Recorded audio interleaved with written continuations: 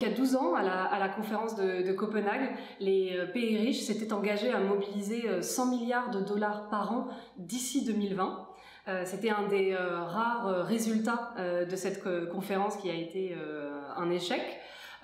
Et donc où on en est aujourd'hui, il y a un rapport de l'OCDE qui est sorti en septembre 2021 qui montre que malheureusement cette promesse ne sera pas tenue. En 2019, donc ce sont les dernières données disponibles, environ 80 milliards de dollars ont été mobilisés pour les pays en développement, pour à la fois faire face aux impacts du changement climatique et pour réduire leurs émissions.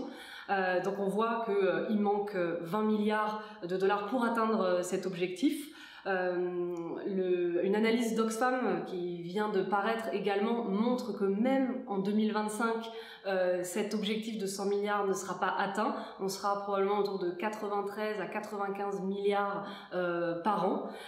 Et donc voilà, donc ça c'est vraiment un point, un élément potentiel de tension très forte à la COP26 à Glasgow entre pays en développement et pays riches, puisque cette promesse de longue date n'est pas tenue. Un autre enjeu important dans le cadre des financements climat, c'est la part allouée à ce qu'on appelle l'adaptation. Donc tout ce qui permet de faire face aux impacts du changement climatique, sécheresse, inondations, événements climatiques extrêmes, montée des eaux, etc. Et aujourd'hui, environ 25% des financements internationaux sont alloués à l'adaptation, alors que l'accord de Paris stipule qu'il faudrait trouver un équilibre entre adaptation et atténuation, donc en gros 50-50. Et clairement, là, le compte n'y est pas non plus. Et c'est pour ça que le secrétaire général de l'ONU, Antonio Guterres, a tiré la sonnette d'alarme cette année au sommet climat convoqué par Joe Biden en avril et encore là tout récemment à l'Assemblée générale de l'ONU pour pousser les États à faire de nouvelles annonces financières. Donc entre maintenant et la COP26, il faut que les pays les plus riches, Japon, Australie, France, mais aussi Italie, Espagne, fassent de nouvelles annonces financières pour permettre de rattraper ce retard, de combler ce déficit.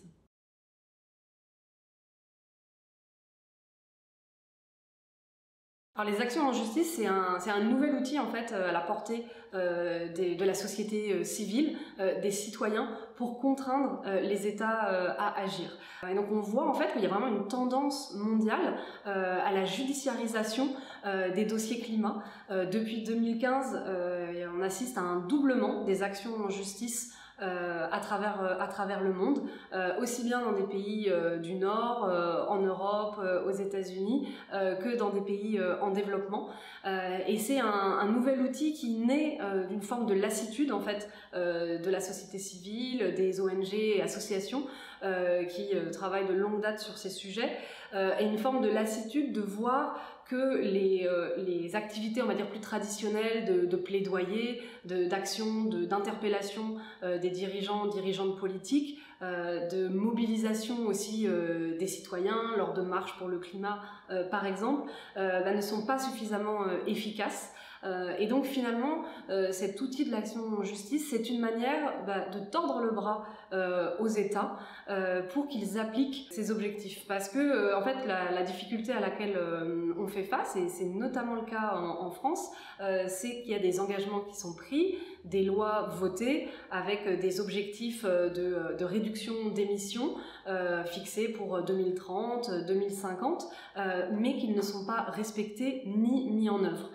Et donc là, faire appel à la justice, c'est reconnaître que l'État est un justiciable comme un autre, qu'il doit respecter les lois qu'il a lui-même votées, les engagements qu'il a lui-même pris, et c'est tout le sens de l'affaire du siècle qui a été lancée il y a 3 ans avec Greenpeace, Notre Affaire à tous, la Fondation Nicolas Hulot et Oxfam France.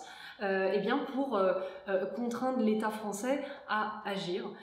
Et donc on a obtenu une première décision historique en février dernier où l'État français a été condamné pour inaction climatique, et le 30 septembre 2021 il va y avoir une nouvelle audience devant le tribunal administratif de Paris pour que le juge décide par quelle action l'État français pourrait réparer les dommages causés à l'environnement et éviter une aggravation de ces dommages et donc avoir le degré de précision dans quel secteur d'activité l'État doit agir et donc on espère une décision finale à la mi-octobre.